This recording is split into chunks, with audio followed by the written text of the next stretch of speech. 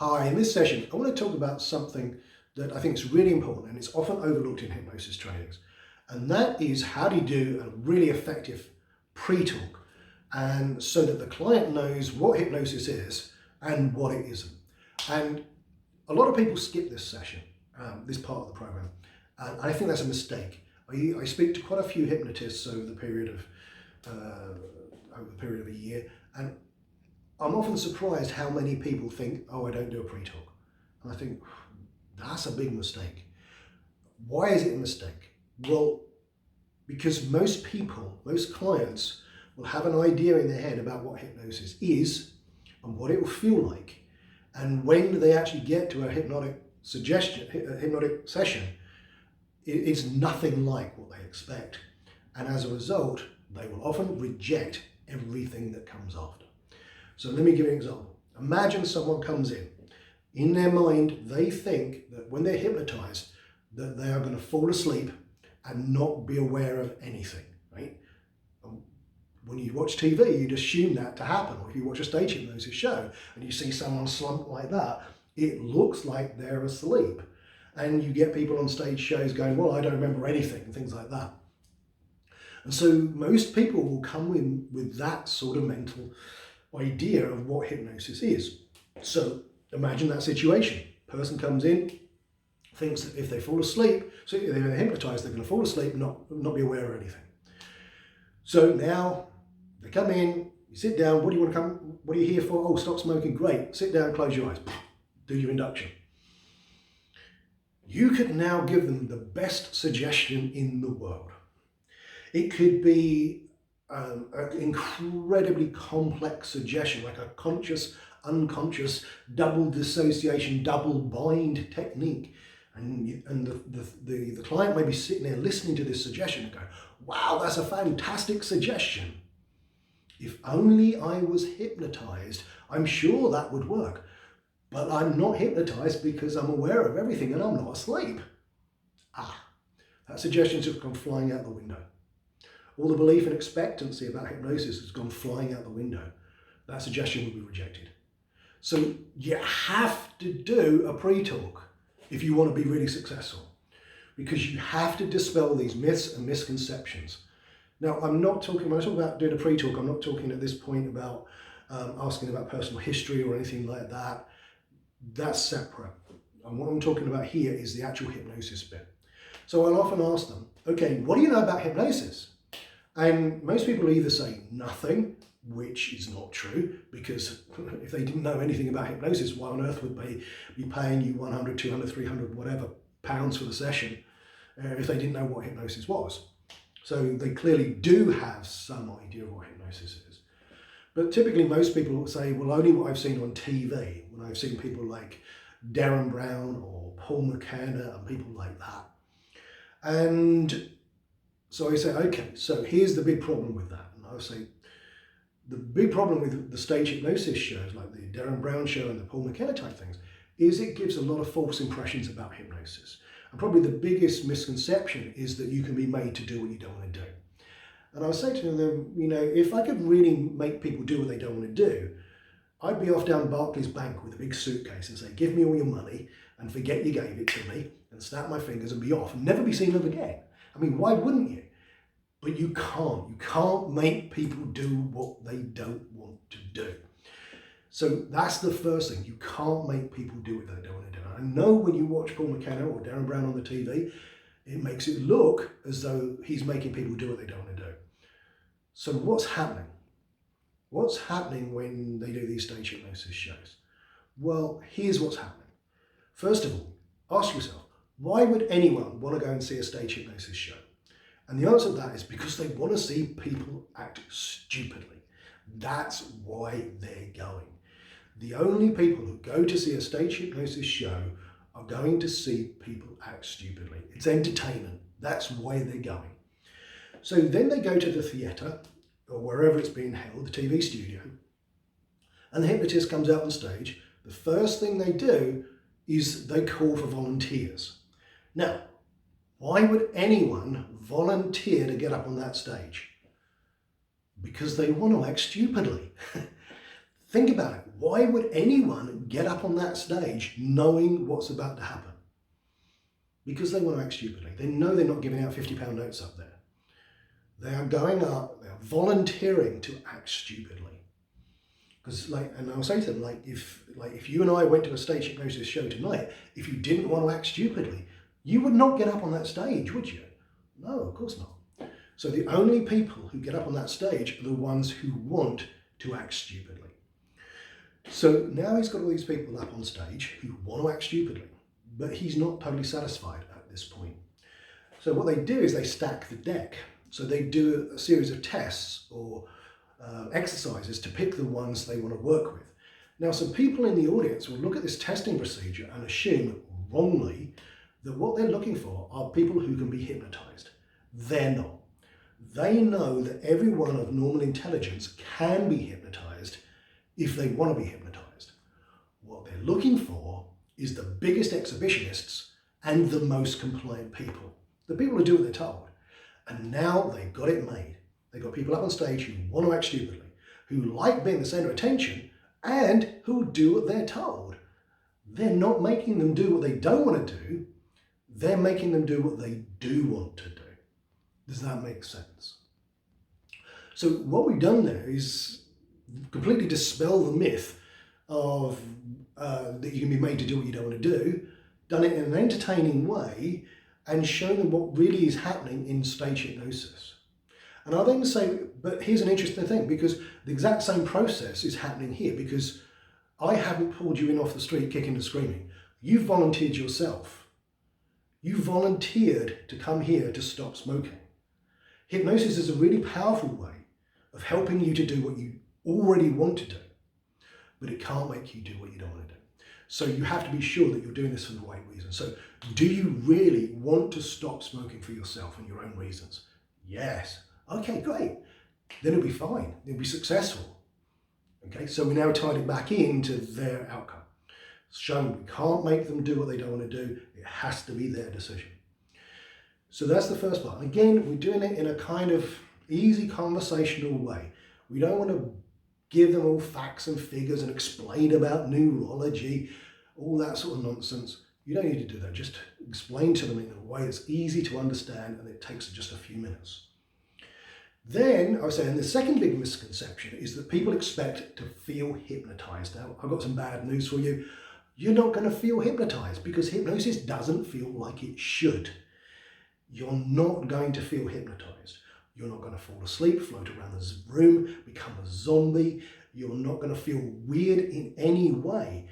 If it feels like anything, it just feels like you're sitting there with your eyes closed. So don't expect to feel hypnotized. Just expect to kind of feel relaxed and follow along with the suggestion, but don't expect to feel hypnotized because it's not going to feel like it should. Does that make sense? Yes, great. So now we've dealt with this whole idea of falling asleep, floating around the room, feeling weird in any way. Have to dispel those myths, because again, if they think they're going to fall asleep or float around the room and that doesn't happen, you're wasting your time.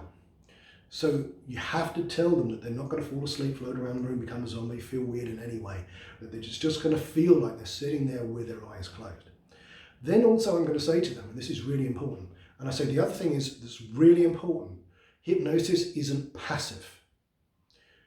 You're not meant to be just sitting there wandering off in your own mind thinking about where you're going to go shopping or what you're going to do when you leave here. I want you to be actively using your imagination. So if I say to you, I want you to imagine yourself in a certain situation, doing a certain thing, I want you to imagine that to the best of your ability. Does that make sense? And so some people will say, yeah, but I'm not very good at visualizing. I can't visualize. I'm not very good at that. And I go, look, let me give you an example. Sometimes people assume that in hypnosis, that if you ask them to visualize something, that it's going to be as if like they were actually there and like they wouldn't be able to tell the difference between reality or not, or visualization. That's not the case. So let me give you an example, just so that you know that you can imagine good enough for this process. Just close your eyes for a moment. I want you to think about a chair. Any type of chair at all. Got one? Yes. Okay.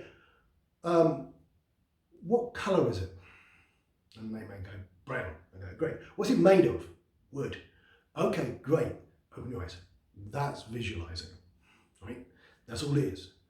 So I'm not expecting you to see crystal clear images as if that chair was actually there. When you start seeing things that are not there, we have a different word for that, and that's schizophrenia. So you're not meant to be doing that.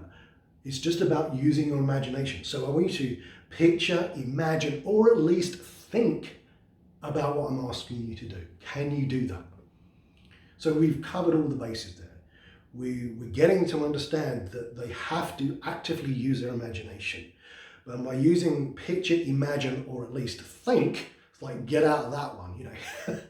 If someone be like, I can't make pictures, can you think about it? Oh yeah, I can think about it. So picture, imagine, or think covers everything. So now we've explained that, and we're really good to go. So we've taken out the myths and that they can be made to do what they don't want to do. We've told them that they're not going to feel hypnotized. And we're also now getting them to understand that they have a part to play, that they are to actively imagine what you ask them to imagine. The last thing I would do, or second from the last thing I would do, is to talk about the 4 ways to respond to a suggestion. And I say to them, let's say for example, the person's coming in to stop smoking. And they'll say, look, there's only 4 ways you can respond to a suggestion. The first way of responding is, I like that suggestion. I want that one to work. Now, that one, if you like that, then that will work. So if I say something like, you now hate cigarettes, and you think to yourself, yes, I do, I'm so sick and tired of them, then that suggestion will work. It'll go into your mind and it will create a change. Does that make sense? So you have to want it to work. You go, okay, great. However, second way of responding is to be somewhat uncomfortable with suggestion. And if I say, I can't make you do what you don't want to do. So if I say something like, you now hate cigarettes, and you think to yourself, no, I don't, that's ridiculous. Well, that suggestion's just gone flying out the window. It's not going to make any changes. So you have to agree with the suggestions. You have to want them to work. Does that make sense? Again, we're reaffirming that they have a job to do. Okay. Third way of responding. This one, every now and again, someone comes in here and they're not overly motivated. Their husbands, wives, doctors, lovers, someone says, get in there and stop smoking. I can't make people do what they don't want to do. Has to be your decision. So again, is this your decision? Do you really want to stop smoking for yourself? Yes, great, then you'll be successful. Again, we're building belief and expectancy. And I say, right, the 4th way of responding almost sounds positive. And that's, I like the suggestion, I hope it's going to work. Now there's a real problem with the word hope. Hope is a bit like the word try. If I was to try and pick that pen up, I demonstrate this in front of them. If I was to try and pick that pen up, I'd never be able to pick it up because I'm just trying to pick it up. If I want to pick it up, I just pick it up. So as we go through this process, I want you to take words like hope, try, see if it works, and push them out of your mind. And have in your mind, no, I want this to work, I expect this to work. I expect to walk out of this room and never smoke again. Now, if you go through the process with that level of mental expectancy and determination, then this will work. Does that make sense? So again, we're building belief and expectancy and telling them that they got a job to do. The last thing I would do, just before we get to the hypnosis bit, is what's called a hypnotic contract. And I got this many, many years ago from Jerry Kine in America, and it's so useful because if you've got a hypnotic contract, then pretty much anything you do as an induction at that point is going to work. So the hypnotic contract goes a little bit like this. Okay, so here's what's going to happen. In a moment, I'm going to give you all the suggestions and therapies that I feel through my training experience, which will allow you to go into a level of hypnosis to the point where we can make these changes so that you walk out of here as a non-smoker. Now, all I expect for you to do is to follow along the suggestions, find yourself agreeing with them, don't fight them, don't analyze them, just want them to work. Now, if you do your bit and I do my bit, then it works. Are you ready to give it 100%? Yes. In that case, you will be successful. So now let's go over to the stop smoking chair. That's the chair that everyone gets to stop smoking in. And there we're done. we've now done a really effective pre-talk, which has dispelled all the myths and misconceptions about hypnosis. We've told them what to expect.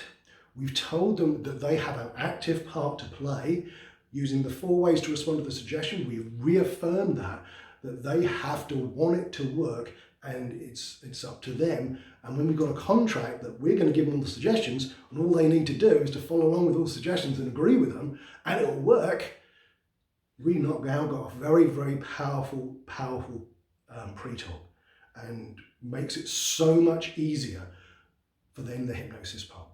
So I hope you got something from this. It's so important to do a really powerful pre-talk, to build belief and expectancy and dispel the myths, tell the client that they are to actively be involved in the session, and it makes life so much easier.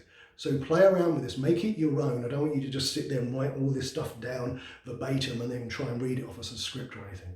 Just make it your own. But it really is so important to do a decent pre-talk. Now, if you've liked this video, please remember to like and subscribe, and check out the membership site as well, because there's lots of videos there, really advanced stuff which can take your learning to the next level. So I hope to see you soon. Until next time, have fun.